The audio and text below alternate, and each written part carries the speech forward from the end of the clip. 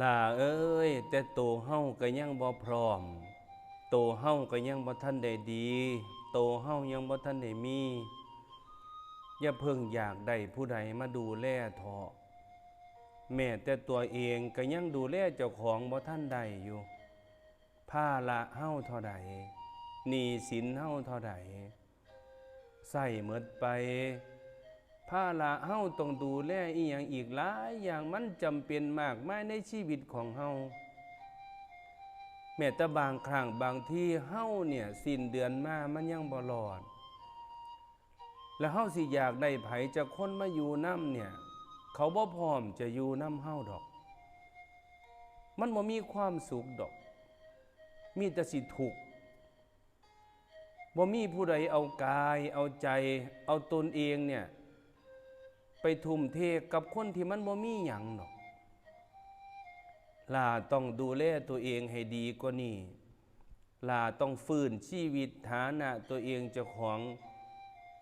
ให้มันไปได้กว่านี้ถ้าเฮามันเป็นแบบนี้อยู่มันบ่มีผู้ใดเขามาเห็นใจเฮาดอกเขาคนนั้นเขาก็บ่พร้อมสิอยู่นำเฮาล่าเอ้ยบางครั้งบางที่สิ้นเดือนมาแม้แต่ตัวเราเฮายังเอาตัวบ่รอดแล้วเฮาจะเปิดใจรับใครสักคนมาอยู่นำเนี่ยเขาจะอยู่นำเฮารอดหรือนะเขามาอยู่นำเนี่ยเขาพร้อมจะฝากผีฝากไข่ฝากชีวิตให้เฮาได้ดูแลเขาและสองคนได้ดูแลกันอันนี้หยังโอ้ยสิ้นเดือนมายังบ่สามารถที่จะตั้งตนดูแลเจ้าของได้เลยล่าเอ้ยบ่ต้องไขว่คว้าหาดอกคนจะมาดูใจน่ะตราบใดถ้าเฮายังบ่พร้อมเฮาก็บ่สามารถที่จะเปิดรับไผมาดูแลได้ดอกเฮาย้านเขาลำบากแต่ถ้าเฮามีแล้วเฮาพร้อมแล้ว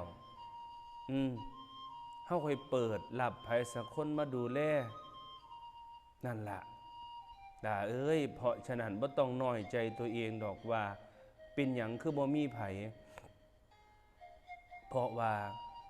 เฮายังดูแลเจ้าของบ่ทันได้แล้วเฮาจะดูแลคนอื่นได้จังไดพระอาจารย์ขอเป็นกำลังใจให้หมู่เฮาสุขขู่สุขคนขอให้ผ่านพ้นขอให้ผ่านไปได้นะขอให้สู้กับชีวิตเจ้าของอย่างเต็มที่พระอาจารย์ขอเป็นอีกหนึ่งกำลังใจให้หมู่เฮา